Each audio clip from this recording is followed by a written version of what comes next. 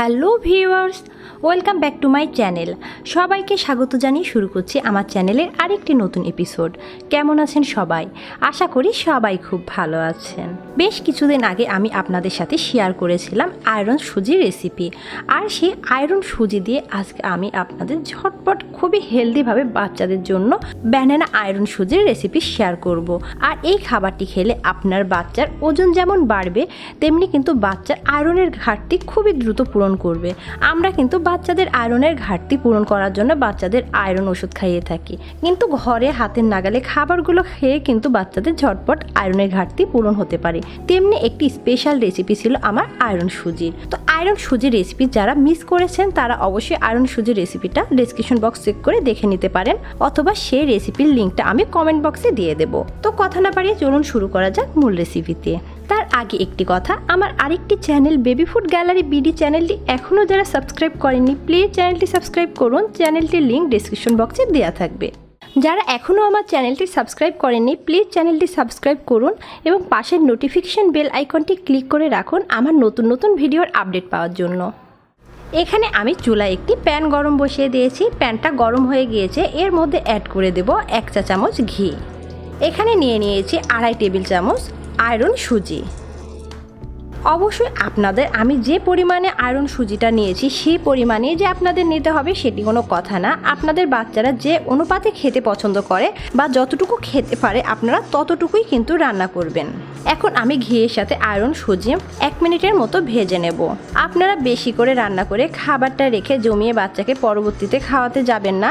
ওইভাবে খাওয়ালে কিন্তু বাচ্চাদের খেতে চায় না, আর অনেক সময় বারবার একটি খাবার খাওয়ার ফলে বাচ্চাদের রুচিও নষ্ট হয়ে যায়।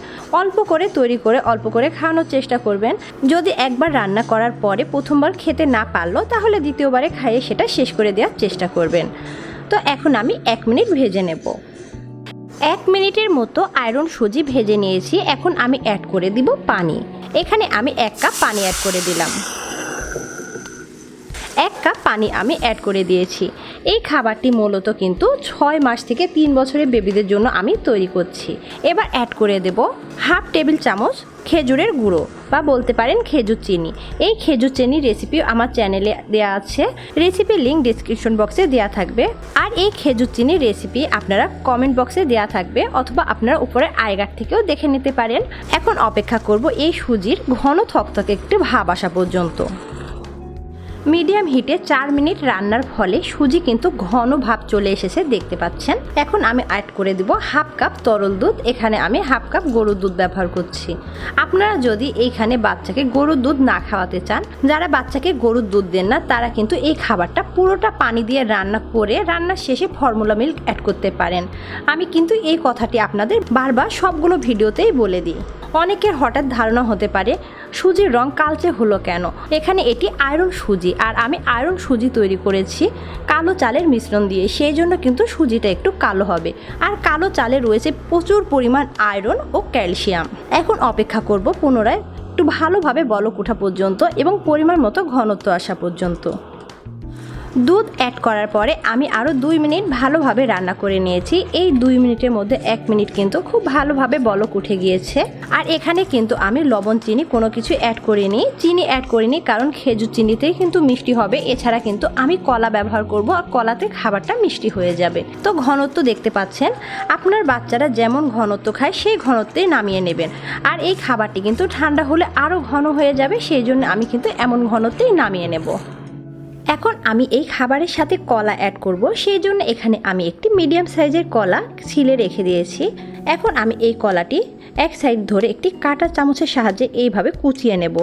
যে সকল বাচ্চারা একটু বড় হয়েছে এবং শক্ত খাবার খেতে পারে, তারা কিন্তু চাকু দিয়ে কেটেও কুচি কুচি করে কলাটা দিতে পারেন। যেহেতু আমি প্রথমে সলিড হিসেবে ব্যবহার করছি, সেহেতু আমি কিন্তু চটকিয়ে দিচ্ছি। আর চটকিয়ে দিলে অনেক সময় যেসব বাচ্চারা কলা খেতে চায় না, তারা কিন্তু বুঝতে পারবে না, ম্যাশ হওয়া কলা কিন্তু তারা খেয়ে ফেলবে। তো এইভাবে আমি পুরোটা কলাই চটকে নেব। আমি পুরোটা কলা চটকিয়ে নিয়েছি। আর কলাতে যে কি পরিমাণ আয়রন রয়েছে আপনারা সেটা তো জানেন। এখন আমি এই কলার পেস্ট খাবারের মধ্যে ঢেলে দেব। খাবার এখন কুসুম কুসুম গরম আছে, এ পর্যায়ে আমি কলার পেস্টটা ঢেলে দেব। কলার পেস্টটা আমি দিয়ে দিয়েছি। এখন চামচের সাহায্যে আমি নেড়েচেড়ে মিশিয়ে নেব। আমি আপনাদের সাজেস্ট করব এখানে আপনাদের বাচ্চারা যতটুকু খাবার খেতে পারবে অতটুকু খাবারেই শুধু কলার মিশ্রণটা মিশাবেন। না হলে কিন্তু কলা মিশিয়ে রেখে বাবু খেতে না পারলে পরবর্তীতে খাওয়াতে গেলে খাবারের টেস্টটা কিন্তু নষ্ট হয়ে যাবে, আর খাবারটাও কিন্তু দেখতে খারাপ লাগবে, আর বাচ্চা কিন্তু খাবে না। খাবার বাচ্চাকে খাওয়ানোর জন্য একদম প্রস্তুত। এখন আমি বাটিতে সার্ভ করে নেব। আমি খাবারটি বাটিতে ঢেলে নিয়েছি, আর আমি যে পরিমাণ খাবার তৈরি করেছি তাতে কিন্তু 200 গ্রামের বাটির 1 বাটি খাবার হবে। আপনাদের অনুমান হয়ে গেল কতটুকু খাবার হবে, আর বুঝতেই পাচ্ছেন কতটা ঝটপট কতটা সহজে এই খাবারটি তৈরি করা যায়। আর ব্যস্ততম মায়েরা, চাকরিজীবী মায়েরাও কিন্তু ঝটপট বাচ্চাদের এই খাবারটি তৈরি করে খাওয়াতে পারবেন। এই খাবারটি বাচ্চারাও মজা করে খাবে, খুব বেশি না খাক, অল্প পরিমাণ খেলেও কিন্তু প্রচুর পুষ্টি পাবে। আর ঝটপট সকালের নাস্তায় এর চাইতে কিন্তু জুড়ি নেই।